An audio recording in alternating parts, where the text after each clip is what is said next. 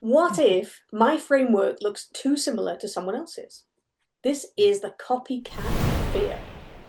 So you've probably spent weeks developing a brilliant new framework for your clients, but right before you go live or hit publish, you just freeze because all of a sudden it looks so similar to somebody else's.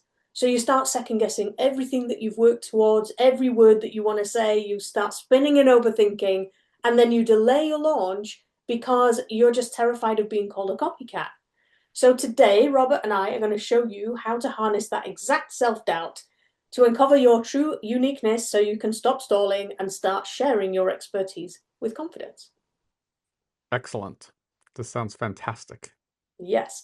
So we are in season 3 and we're following a framework. So we are currently in the visibility section.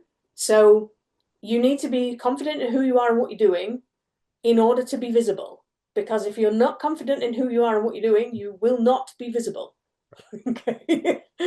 So when you are visible, that's when things start to get a bit scary again. And so it's really common to feel nervous about putting your ideas out there. So, we are here to create some safety for you and to help you move past this because doubt is the single most expensive factor in your business. So we want to help you bust through it. Yes, we must. Yes, doubt does not serve us much purpose. No. Oh, I like that. Doubt No, does not serve us much purpose. Yeah, no, it not does at not. all. Well, it kind of does in a way, but not as much as we give it credit for. Yeah, well, I mean, if we want to dig deep on that a little bit, it's like it's just fear, Hmm. and fear is designed to keep us alive. We are still have this reptilian brain back here, and fear is designed to keep us alive. But what happens when our fears overserve us? Yes. Right? And when doubt gives us the opportunity to question productively, Hmm. but when doubt sets us up for delay, procrastination, you know, indecision, blah blah blah. Yeah, no, it's not serving us anymore. No. So, can you give us an example of when that's happened to you? Because it's pretty much happened to everyone. I know it's happened to me, Yeah. but. Oh my gosh, yeah. I mean, it's like most of us are just riddled with fear. So what's an example? I guess maybe two examples. When I was buying my first condo in Alexandria, Virginia, it was interesting because I had had in my mind this vision of what I wanted my condo to look like. I knew what the floors were going to look like. I knew what the furniture was going to look like. I knew what artwork was going to be in the walls. I knew it was going to have a big balcony with sliding glass doors, and it was going to have a chef's kitchen and, Oh, nice. enough room for me and my cat, right? So, and I started looking for a place in, I think like April of 2006. And my realtor, thank God, was a friend of mine, but, you know, um, kind of depleted him because I think we looked at no less than like 60 some condos Wow. or places in like 3 months. And we looked and we looked and we looked, and I walked into this place and I was like, this is it. But it was a dump. But I knew it was it because my vision fit. Right. And then so I was like, all right. So then all these fears started to show up. Well, what if I'm wrong? What if it's too much work? What if it's too much money? And then, and it was interesting because I learned a great lesson from that because I knew that my doubts were there, but I knew that my vision for what I wanted was much stronger. And I allowed my doubts to ask myself questions so that I could make the right decisions, get more information, get more clarity, Hmm. right? As opposed to derailing the whole thing. Oh, I'm just going to go rent an apartment for the rest of my life or whatever, instead of having something that I can call my own home. Hmm. So, recognizing those doubts, and allowing my clear vision, my clear intention to really be the beacon, to lead the way, allowed everything to manifest itself. Gutted the place, put in the exact dark cherry wood floors, and Nice. got this Tiffany blue suede furniture and, beautiful artwork. I mean, everything, beautiful plants on in a huge balcony, it was wonderful. So I envisioned, and it even became bigger than what I had envisioned, because I was able to do so much more with it. So when you were feeling like you were designing this apartment or condo or whatever you Yeah. call it, um, did it feel like you were copying somebody else and you didn't deserve to have that um, level of quality or that design or Yeah, in that particular case, and in many cases in my life, when I create something, I knew that what I was creating was not going to be similar to what anybody else had. okay, But then and so for this particular instance, it's like I knew that I was creating something that was unique. It had similar, I mean, I wasn't the only place with dark cherry wood floors. I wasn't the only place with, Tiffany blue suede furniture. I wasn't the only place with a big balcony, but I was the one that put all those things together in that context to reflect, my intention, my purpose. Same thing with the chocolate shop. It's like I had been in many, many chocolate shops over the years. And I was like, oh, well, this is cute, and this is cute, and this is cute. That's rustic, and that's this, and that's that, and that's elegant. And then after I bought my chocolate shop, you know, just one day, a very clear vision came to me about what I wanted that chocolate shop to be in terms of how it presented itself, yeah, and I, again, it's like I created something that was really unique, but it was riddled with all kinds of, what if it doesn't work? I spent tens of thousands of dollars on renovations and this and that's and the other things. And, it's like, I'm a project manager, so I created this massive project plan, and it's like, okay, we're going to finish the renovations on this date, and on the very next date, we're going to have our grand opening. So it's like I didn't give myself any room for mistakes, and there were lots of mistakes. yeah, And my employees were thinking of quitting. It's like, Robert, this is insane. This isn't going to work, and blah blah blah blah. And I was starting to feed on those fears and all that stuff, and I was like, no, we just got to get clear about the intention. Recognize that these doubts give me the opportunity to clarify, not to prevent. yeah. And I think, That's a clear distinction. I'm sure there would have been times in that chocolate shop when you were thinking to yourself, well, it feels like this is unique to me, but surely, what makes me different than any other chocolate shop or, whatever, Yeah. because we all have those doubts. And it is a great example of how you can use data to contrast the doubt, Hmm. you know, because doubt can't survive when you have evidence, right? Yeah. So No. in your chocolate shop scenario, Oh okay, yeah. you were looking at other people's chocolate shops, and same with your design. You were looking at other people's things and going, I like this bit, and I like this bit, and I like this bit. And then you put it together in a way that makes sense to you and it makes it feel unique to Mhm. you. And I did Yeah. exactly the same when I Yeah. was doing the injury prevention and the movement treatment stuff. Yeah. Um, I learned a whole bunch of stuff. I paid out for courses from other people. There was experiences I had from actually working with people. And you put all of these things together because that's what our brains do, right? We pick the best bits out of everything that we've had experience from and we mash it together into a way that makes sense to us. And I did that with my approach to what I was doing. I researched everything. I didn't have any input from anybody else in this whole situation. And I created an approach that I called injury hacking. And then, just as I was about to launch it to the world, I read a book that sounded so similar to what I was trying to explain, and they already published a book on it. And I was like, oh, huh, well, if they've already done it, then maybe this isn't unique and maybe I'm just not special enough, or maybe, I'm too late to the party or something like that to be in Mm. this space. And it takes bravery when you feel that way to just go, do you know what? I'm just going to do this anyway. And I think it depends on how much you believe in your uniqueness and how confident you are in what makes you different. and how you present that authenticity to actually move forwards anyway.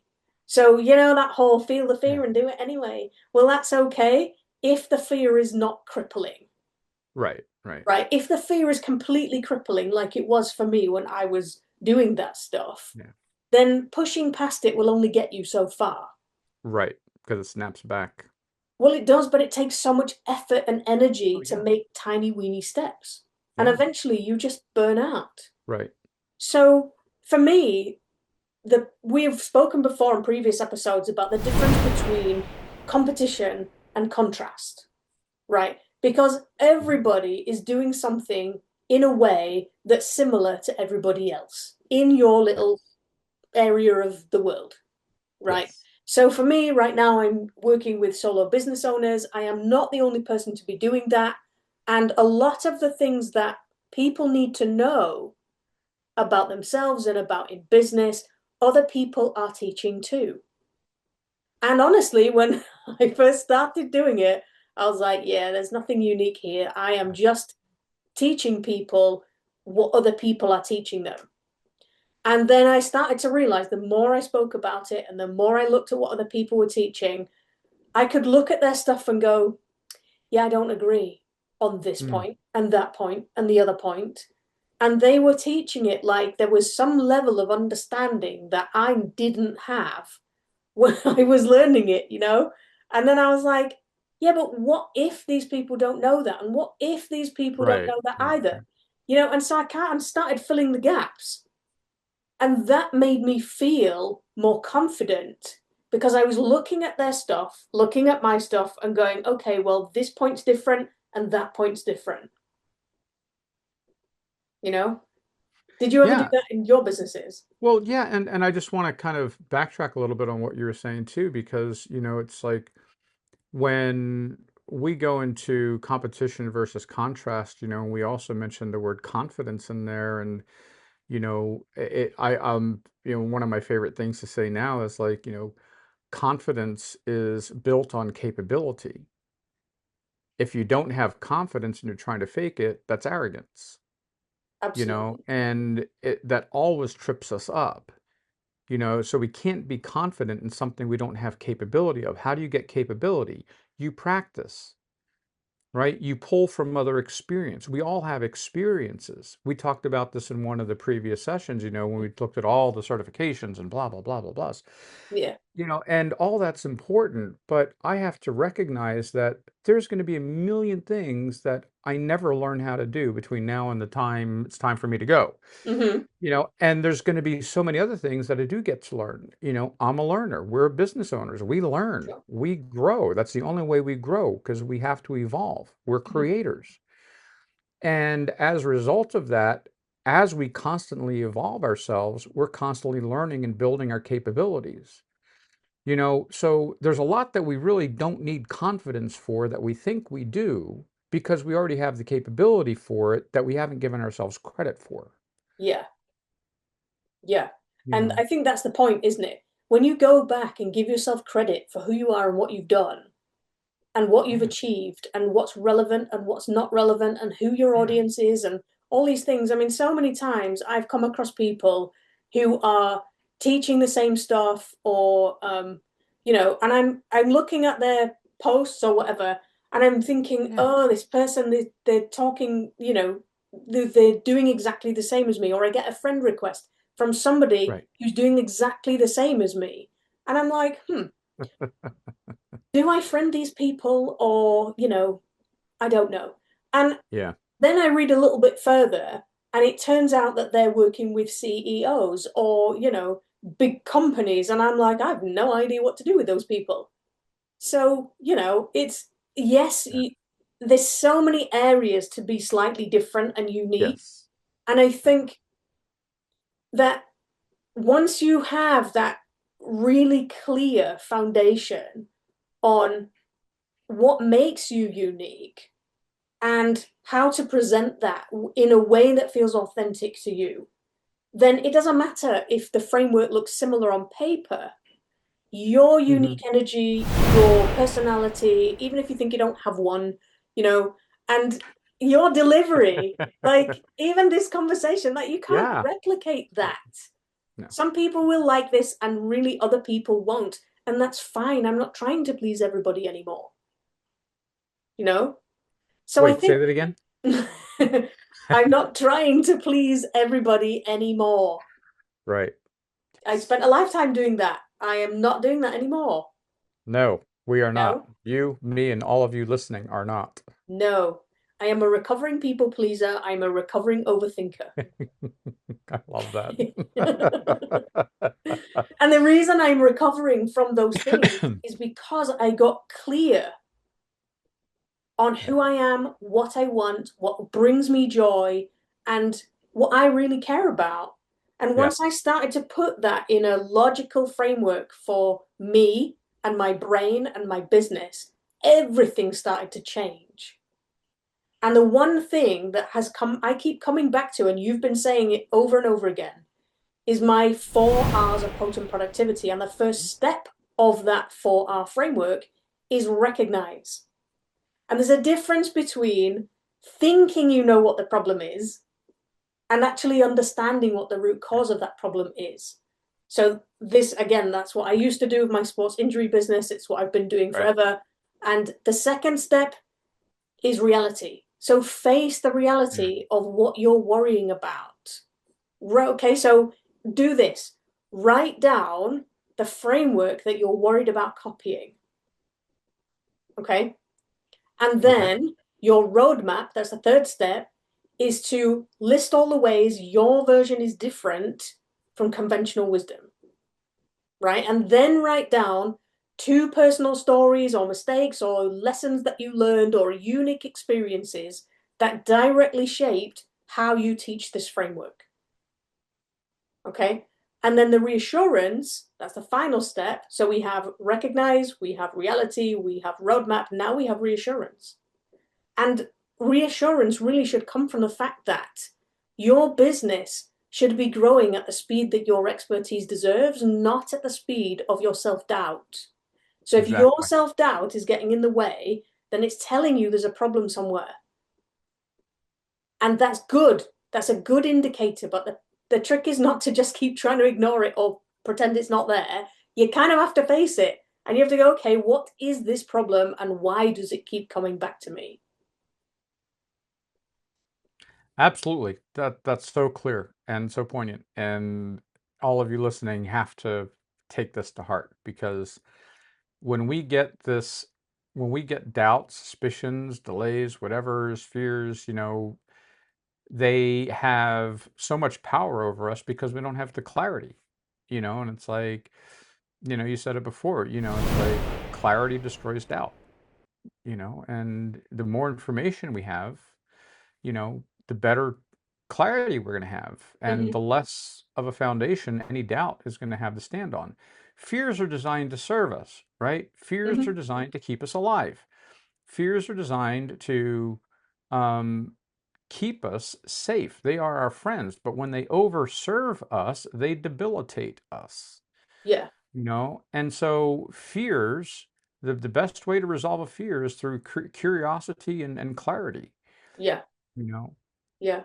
It big makes time. me think of Wreck-It Rose. So the cartoon character that I have for the little doubtful voice in your brain that's going, oh, you can't do that, and what if this and what if that? She's like the end of level boss on a video game, right? She just won't die, right? You can defeat her and she'll run away, but she'll come back later on.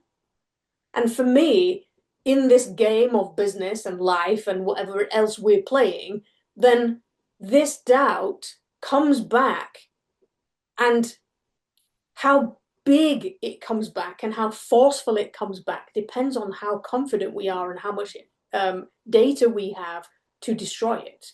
So if we have that foundational data and that information, that unique perspective, and we Yeah, 100% believe in that, then doubt can show its face later on, right, but it's a quick back round the face and off it goes again. It's not this huge monster that you have to spend months trying to destroy, right, you know? right. No.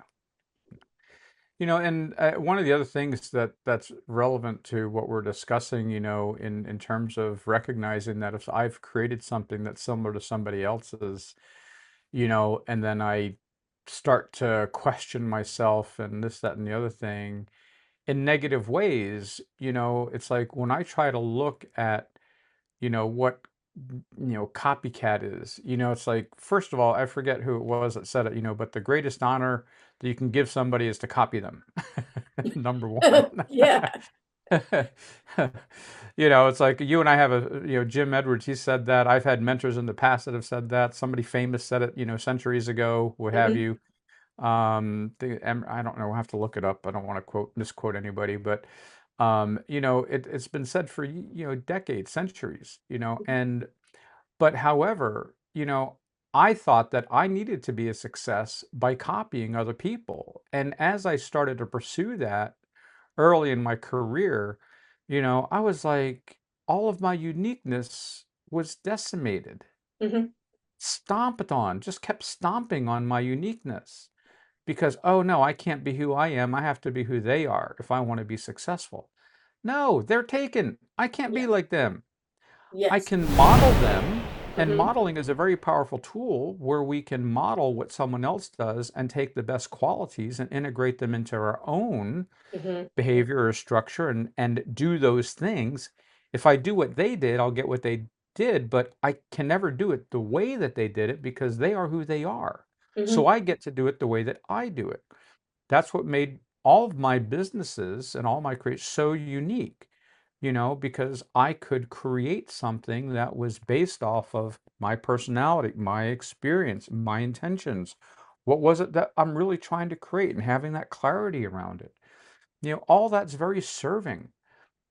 So when I see somebody, in any of my businesses that looks similar to what I'm doing, it's like, oh, well, that's nice. I wish them well Yeah. instead of panicking and trying to get ahead because they're going to like believing that there's a piece of pie that they have more of than I do. There is no pie. The pie don't No. exist.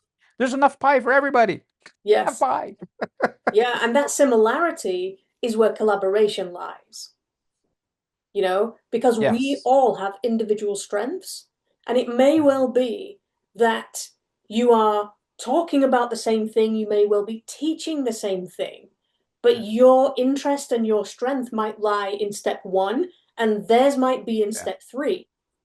And so if you're working with the same people, then working together with those Yeah. same people makes you both more powerful, makes you both stronger, and the people who benefit are the people that you're trying to help.